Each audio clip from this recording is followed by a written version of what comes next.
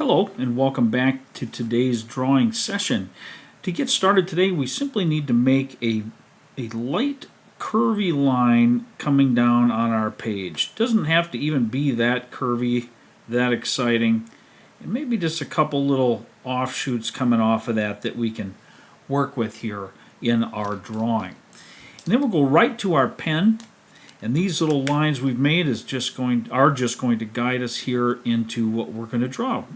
And so we'll start by making some ivy leaves. And these leaves are, to my knowledge, not any particular tangle pattern, but we're going to make them very simple for you to draw, just like that.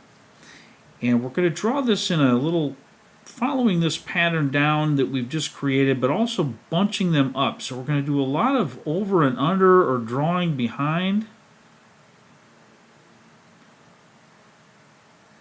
And just filling in this area here with some of these little leaves. So we're starting, as you can see, by making just a C shape, a little bit of a curve, and then a couple little spikes that come off of that, and then I'm just adding a little light impression line inside of there. So again, drawing this curved line, you bring that down, make a little jagged piece, a little point comes out, and then that leaf forms its shape.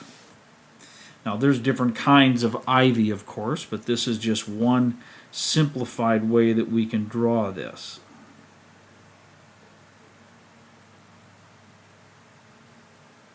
Tucking one in the behind there and drawing these in slightly varying shapes, or not shapes, slightly different sizes, I mean to say, and little bits of curvature to them. Just a little bit of a hint that it might be laying a little differently in the arrangement here.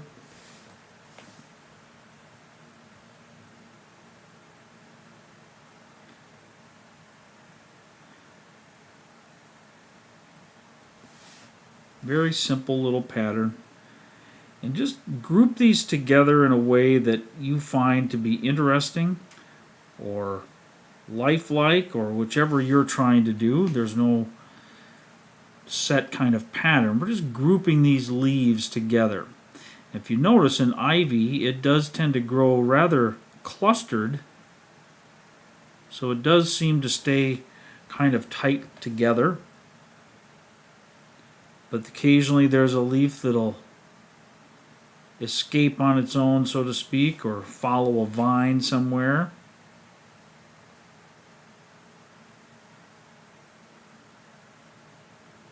And they do tend to be similar in size, but not perfectly uniform, so you don't have to worry about perfect symmetry.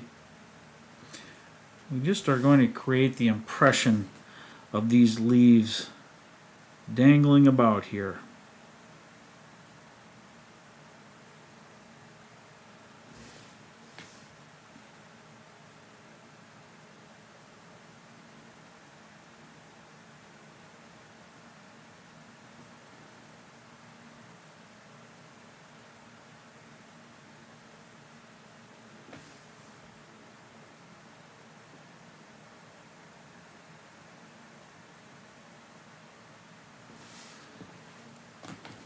And you can shape the cluster in a way that you feel looks best for your drawing.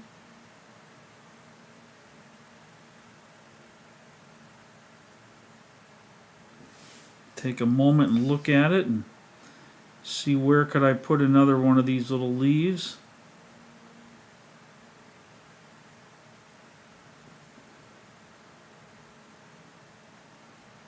That one's sort of an odd shape, a little oddball tucked up there on the top. I'll blame it on my pen. It was my pen's fault. My pen didn't draw that leaf very well. Reminds me of a story many years ago. A friend of mine and I were at an art store, and he's a very well-known and incredibly skilled illustrator, painter, artist, designer. He kind of does the whole gamut. He's very, very skillful and has made quite a name for himself. But we were in this store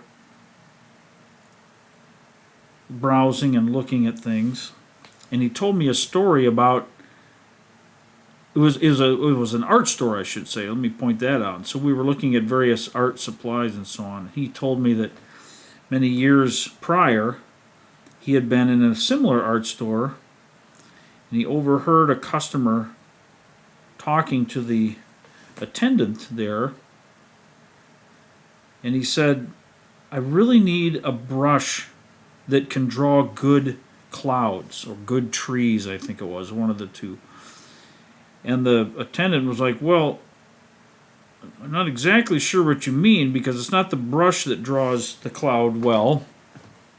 It's not the brush that does the work, it's the artist." Now, there may be obviously tools that are better suited to certain kinds of drawing.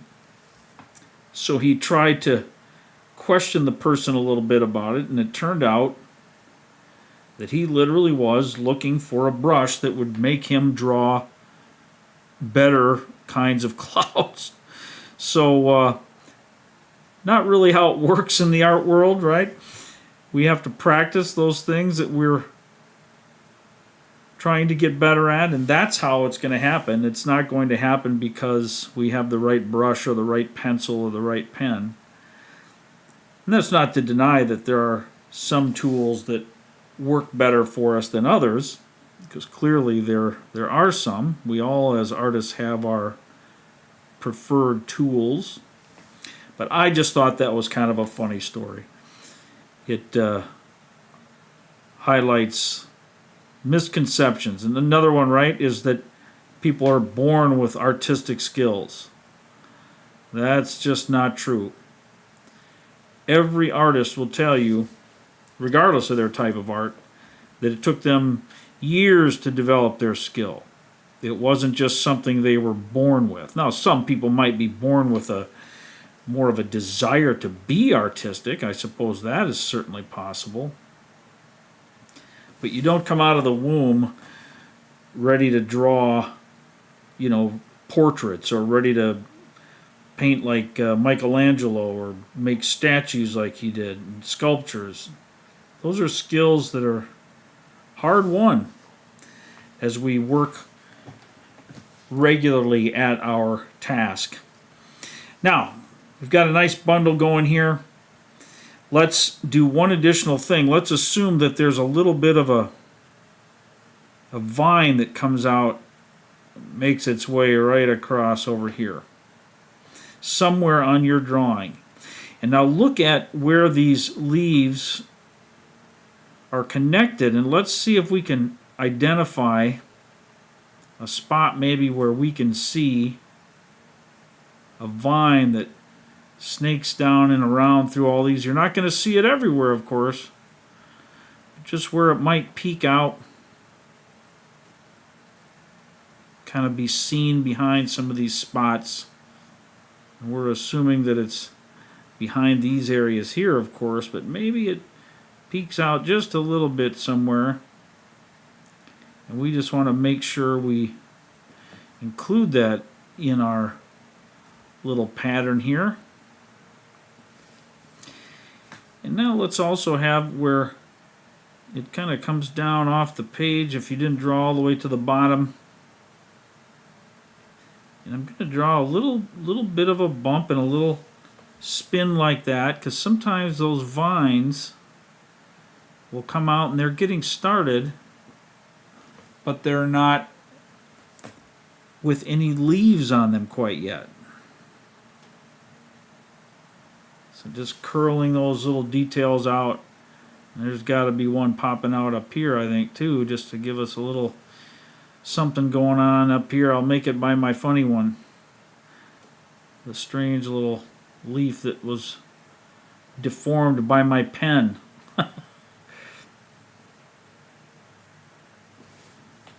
Now, along this little line that we made, let's just draw some smaller leaves that maybe aren't quite fleshed out yet. kind of the impression of leaves more than the distinct shapes of leaves.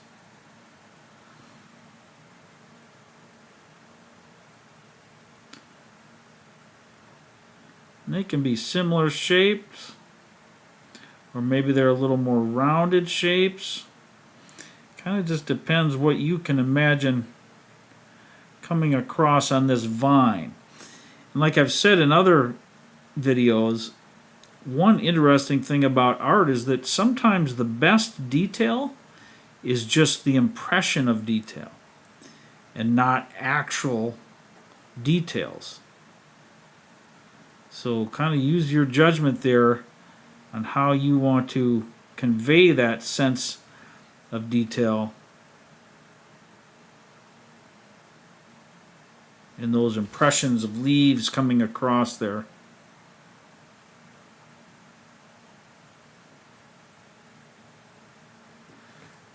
Just kind of like that.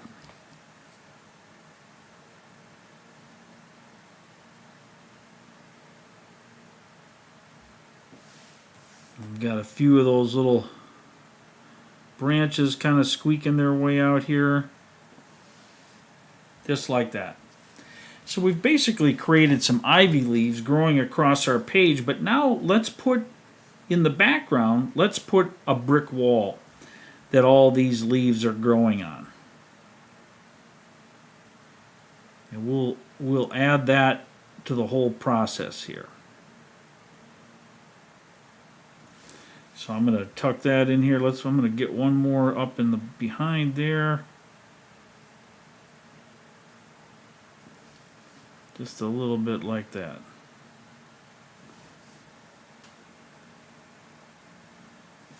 Okay. Now, so what we'll do with these brick walls, or this brick wall, let's just assume, roughly however thick or wide you want or narrow you want your brick wall to be. Let's just draw right straight across the whole tile some evenly spaced horizontal lines. They don't have to be perfect, and you can make them kind of broken, little dashed like I'm doing here. Because maybe we can't perfectly see all the little lines that are making up this wall.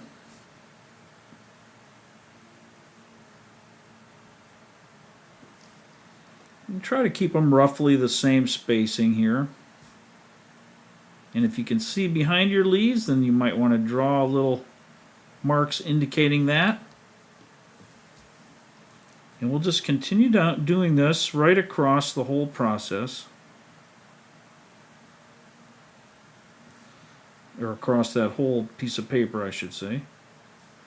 Whatever your drawing surface is.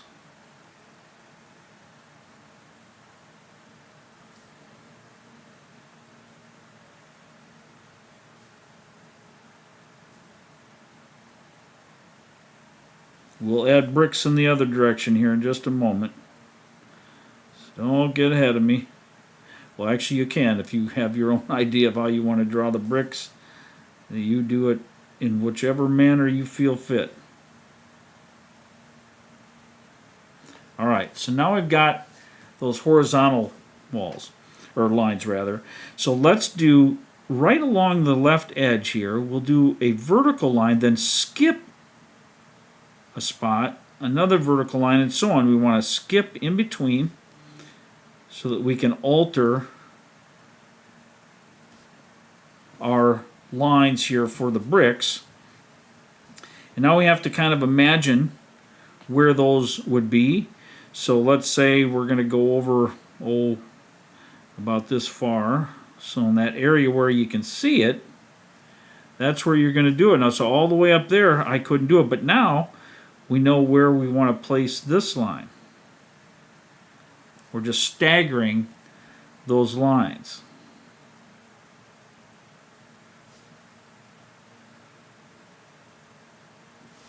Okay, so now we can space over about that far, right? And do that every other line there, all the way up here. Oh, I shouldn't have done one there. That was my bad there. That's right. I'll just have an odd block there for a moment. So now we can come over here on this one. Skip. Should be right there. Skip this one. Well, you know what? I just did it again. I should have drawn it there, not there. I'm really messing up my my lines here. It should be right here. And right here. And right up here. So that's there. Now we can go over on this one. It's going to be roughly that halfway spot again. We'll have it here. Skip this one, and we'll do it here. And don't worry like I did. If you make a mistake, that it's okay, because no brick wall is flawless. Well, I shouldn't say none, but very, very few brick walls are going to be perfectly symmetrical with these kinds of details. So we're just constructing it here as we go, trying to make it look semi-realistic with our brick wall. So that's about how we want that. Now, what we want to do here on our brick wall, and this will take us a moment, we want to put some roundings.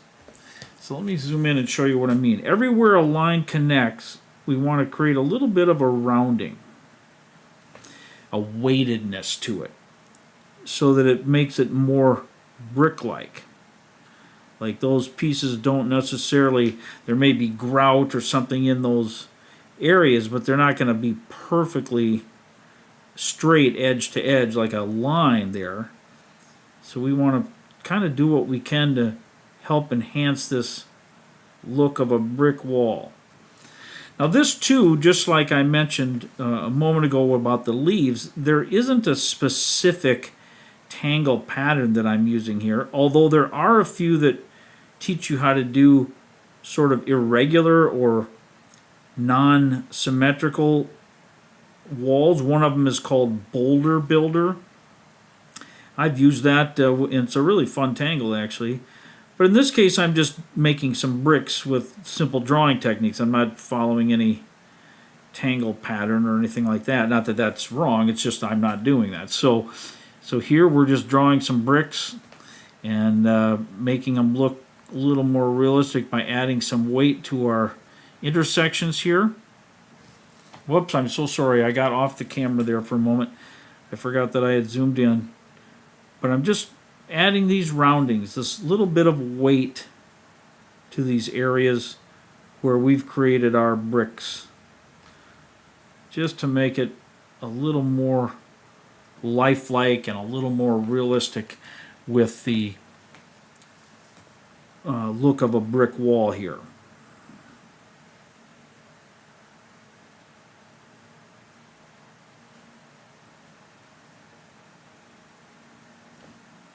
Just wherever those intersections occur, that's where you can create those little bits of weight and roundedness.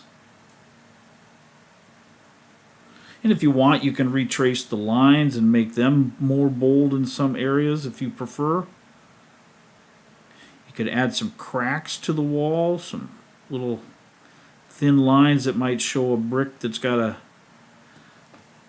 crack in it or a seam that's ready to crumble on us. Here, we'll do one of those in a moment and I'll show you a simple way to do that. So once we have all of our little spots filled in, now see how that looks much more like a brick wall at this point. And I'm going to get this one in here. I missed, it kind of goes behind these leaves and I missed it. So let's say we wanted a crack in our one of our stones here. Maybe let's do one. Well, let's see. Let's do one right here. So let's say this stone has a crack in it. You just make a squiggly little line, maybe a little area where it's darker, to just give it that impression of a chip that's out of it. Maybe there's a chip out of this piece here. Something's fallen out of that. Maybe over here too. So you can just add, just be creative with it, add little marks that give character to the stones. Let's see, this one's got a big chunk out of it.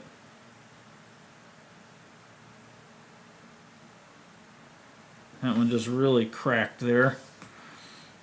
Maybe a little piece down below it too, just since it got something hit it there, let's say. Okay, so you can just do that wherever you feel like there's a reason to add a little design difference there. Then you go ahead and do that. Now, once we've got all that, we can add some shading. So what I would say, let's take a pencil and let's add a nice, let's assume the light is kind of coming this way, coming down and across. So it's going to create a shadow just like my finger does to the right-hand side of it. So we can lightly shade in wherever those leaves are not, because we're probably assuming here that though it's a shadowed area, right? So we're going to find that our leaves in between, we can't quite see in there because the light is being obscured or blocked by our leaves. So just by adding a little bit of graphite in here, and I'm kind of coloring it in, and we'll blend it here, but I just want to add a shade there. I don't want to make it black at this point, but I do want to make a difference in that tonal quality. So just look where you think those leaves could be blocking the light and making a shadow. And let's just blend that in here, or fill that in, and we'll blend it with our paper stump in just a moment. Just filling this in very lightly, depending on your paper and your pencil, of course. You might need more or less pressure. But again, since our light's coming this way, it's also probably going to be casting a shadow downward and to the right. So the light's kind of coming just like my finger is pointing, right? So we want to think of that. Now again, I've mentioned this many times, so I apologize for the repetition, but in Zentangle, we don't have to worry about light sourcing. We just shade in whatever way we like to shade. But sometimes when you're drawing a simplified piece of art like this, it's fun to think of the light sourcing because it can add a sense of realism to what you've drawn, even though it's very simplified leaves, very simple pattern that we used, nothing difficult or fancy about it. But by thinking of where that light might go and how it might cast a shadow, it can help bring a sense of realism to the drawing that we've done, and it's just really fun to see the results of that. So you might, depending on the overlap of some of your leaves, you might find that some of those leaves are casting a shadow onto other leaves. And that's fine.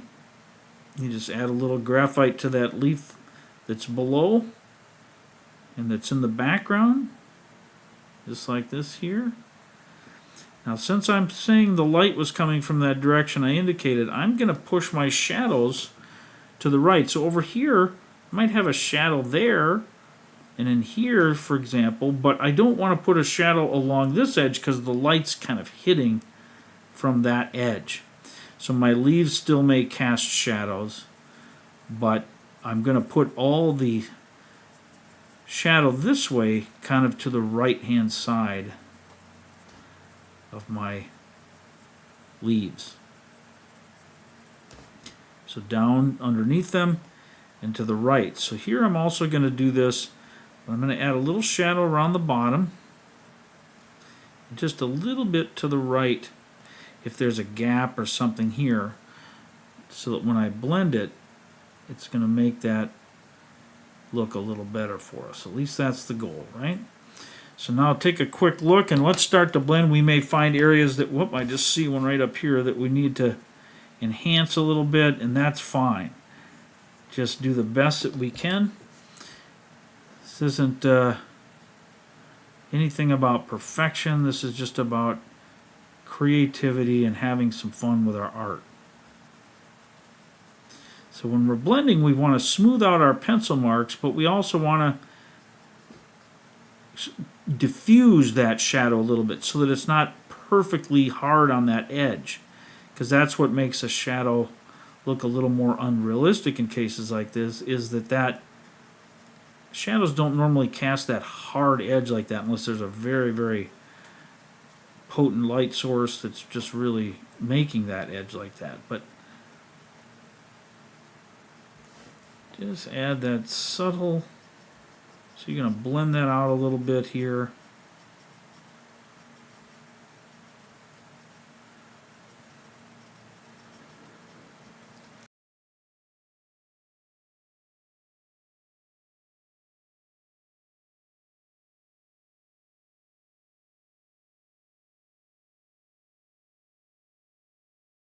And now we need to do a little shading on our stones in the background, our bricks.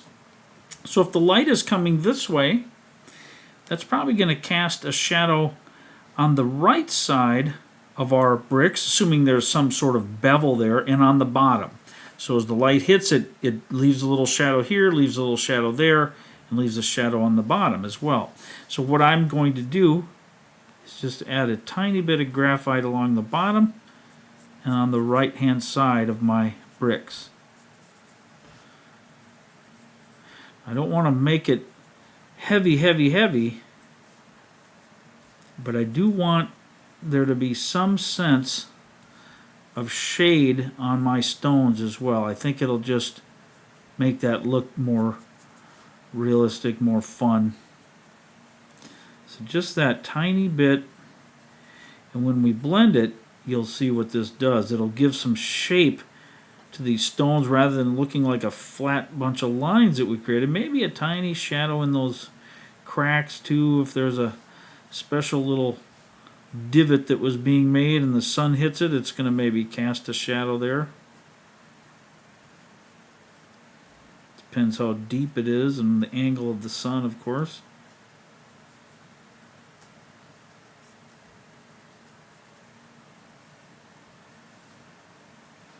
Just very subtle amounts. If you're, again, depending on your paper's grain and your graphite firmness, you don't need a lot, but I'm just going to blend that very subtly.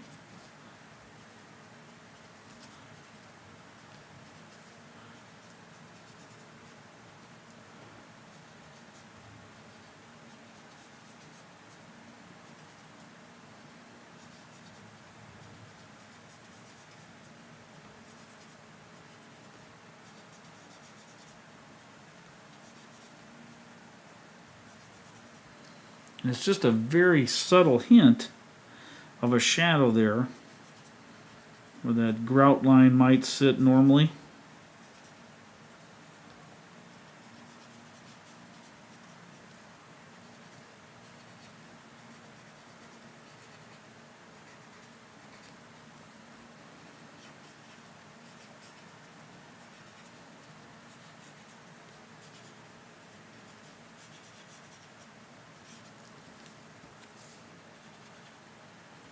Just something like that. It just gives a little bit of body and form and shape to those stones, making it a little more lifelike, a little more dimensional.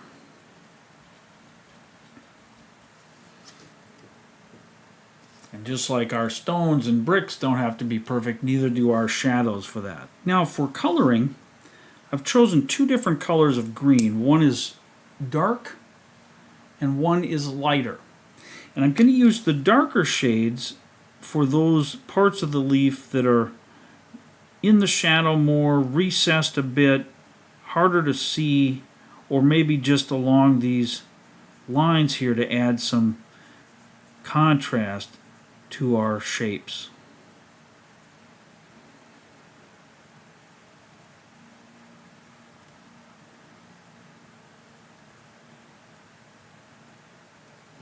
And this, by putting the dark in just certain areas of the leaf, it'll give the leaf some shape as well, because you'll have highlights and low areas and so on, and it can just really bring that out. So I'm just adding this green along the edges along that back curve and kind of coming down these lines. And then anywhere where I think that that leaf might be predominantly in the shadow, then I want to add more of it to that particular leaf because it just gives it the impression that it's in a darker area. Pretty simple concept.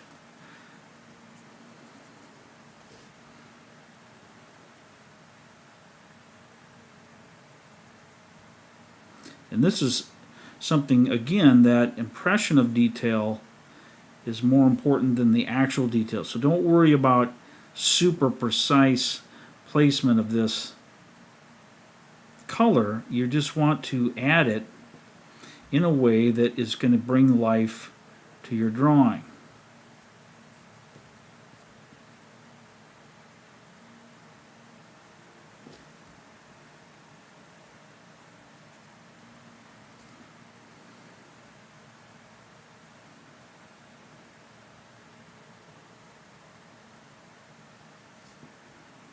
And also by having variable areas, it creates a sense of movement and contrast within the leaves themselves. That all the leaves aren't exactly the same.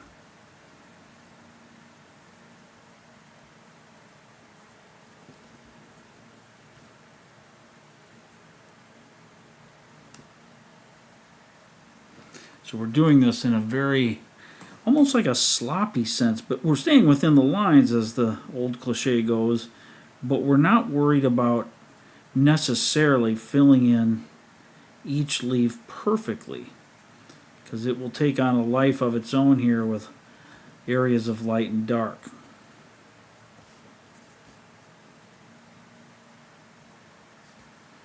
So we've got some good amount going on. I might do a little bit down in here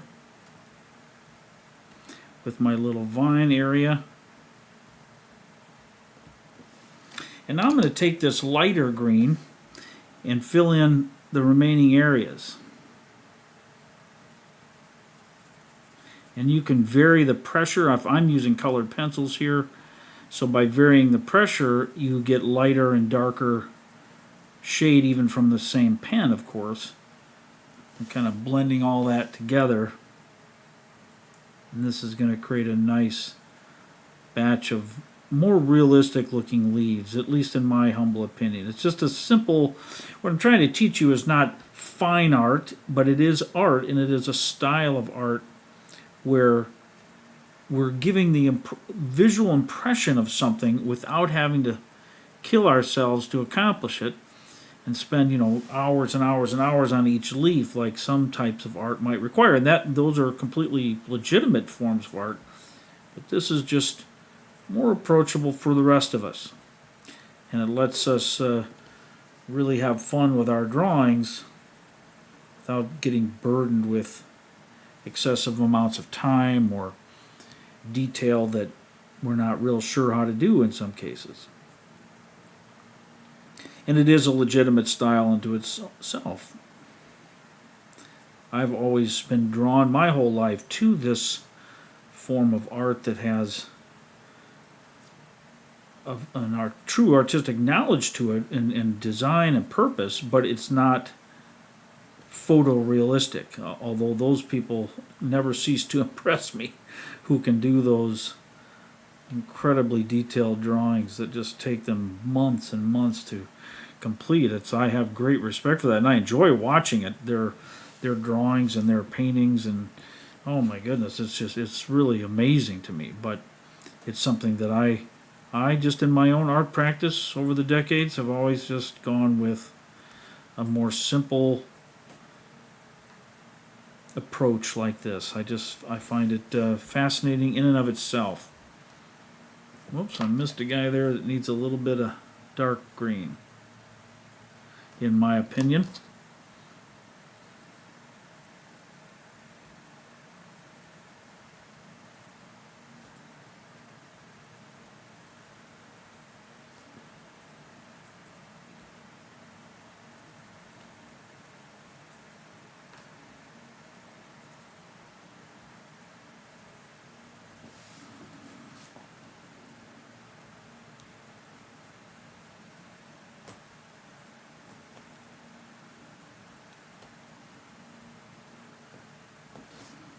So there we go, and I think you'll hopefully agree that that takes on a whole new life when we do that. Now, as far as the bricks, if you look at photographs of brick walls, some of them have, a grayness to them, and then there's alternating colors, and some of them are bright red, some are more subdued red. I'm going to go for a more subdued approach here and just add, I've chosen vermilion red here, which is a darker red and a deeper red, and I'm just going to add a very light, subtle mix of that red into my shapes here without covering them in deep dark red. I just want that sense of red in the background here so that people just looking at this right away get that impression. It's kind of the cliche brick wall, right? We got red bricks, and technically those kind of brick walls almost always have white mortar between them. So when we've got black mortar because of our lines being done with ink, and that's okay. We're not going to worry about that. It's just if we want to get technical, but this will still give that impression. And what I'm going to do in a moment here is use a colorless blending pencil to help smooth out some of the lines that are going to be left by my process here. It'll just make that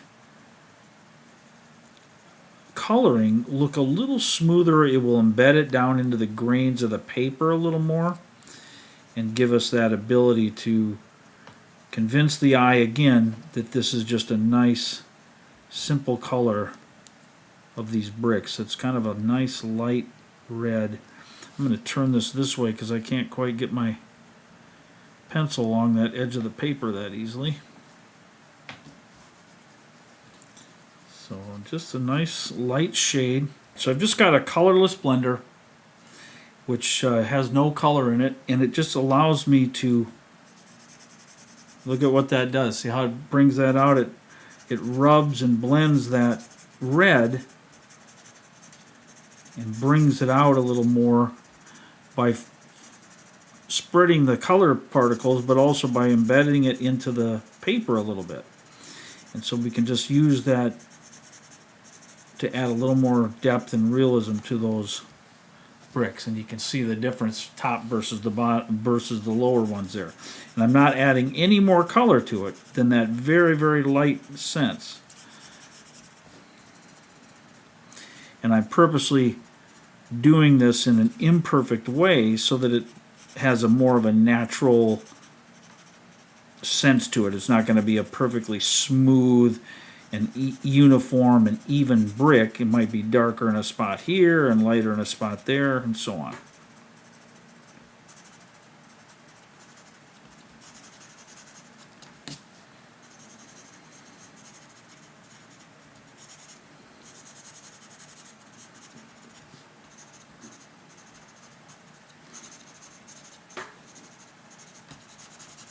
And it even interacts a little bit with the graphite as well, so that it creates a little sense of variety there and moves that shadow a bit.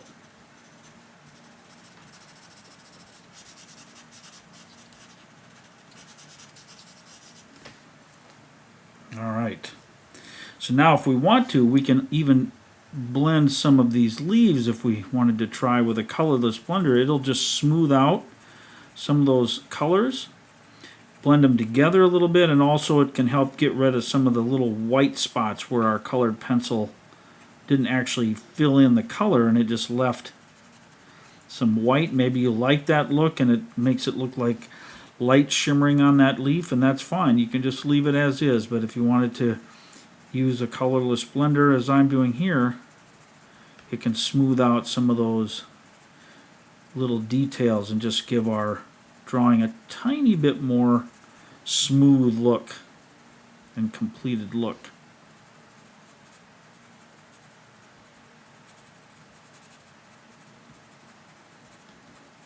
So colorless blending with a colored pencil, sometimes it's blending, of course. In some cases you're blending multiple colors together, but they're also really useful to do to a colored pencil what we use the paper stump for. So the paper stump sort of moves or diffuses that graphite, well, a colorless blender has a similar effect on colored pencil markings. It can smooth them out and diffuse them, lighten them in areas, and so it can just have a useful purpose that way as well. Now that we've got that all done, we can take one more look at our shadows and ask ourselves, do we need to darken those anywhere? And I'm going to darken mine a little bit, just up inside these areas in certain places, again, to create some variance of tone.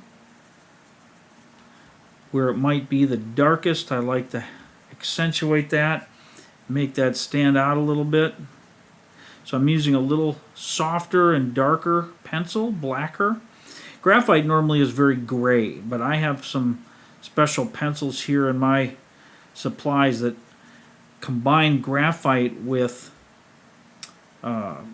carbon, and that helps make they blend and smooth a little bit differently, so you have to be used to that process, but they do add a darker sense of black and less of a gray feel, which is kind of nice sometimes. It's not, of course, required, but one of the best options that you can get, especially for Zentangle work or drawings like we've done today, is the General's Layout Pencil. It's called the number 555, and you can buy these on Amazon. As you can see here, it says that it's extra black.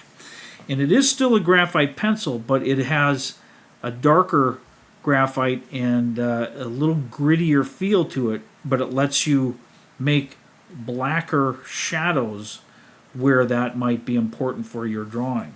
And it just can help with that a little bit. It can still be blended and smoothed out just like any other graphite, but it goes on a little heavier, a little thicker and darker, and just can really be an additional plus when you're trying to create that kind of an effect. There. So these shadows over here are lighter than these shadows over here as the light gets obscured more and more by the leaves. Maybe just add a touch here and there on my bricks, just from what's on the tortillon here. Just in a few spots that might make that a little more variety. Well, having said all that, you've been very patient and kind listening to me drone on about random things here today, but I figured we'll fill the space with something, right? We'll chat. There wasn't a lot needed by way of instruction on the details here once I shared it with you, but sometimes it's just fun to have conversation and to discuss what's going on or different things that come to our minds as we're drawing. So thank you for indulging my babbling. Well, with that, I think we can add a little signature to this. Now, since in my book this isn't technically a Zentangle, it might be considered a pattern drawing, but since it's not Zentangle, I'm going to just sign this with my regular signature for my other artwork down there in the corner, and I'm going to call that one good. Well, again, thank you so very much for joining with me today here in the channel. I hope that you've enjoyed watching, and better yet, I hope you enjoyed drawing along with me, creating your own piece of art. But I look forward to seeing you all again very soon back here in the Tangles and Tunes channel. Until then, take care. Bye-bye now.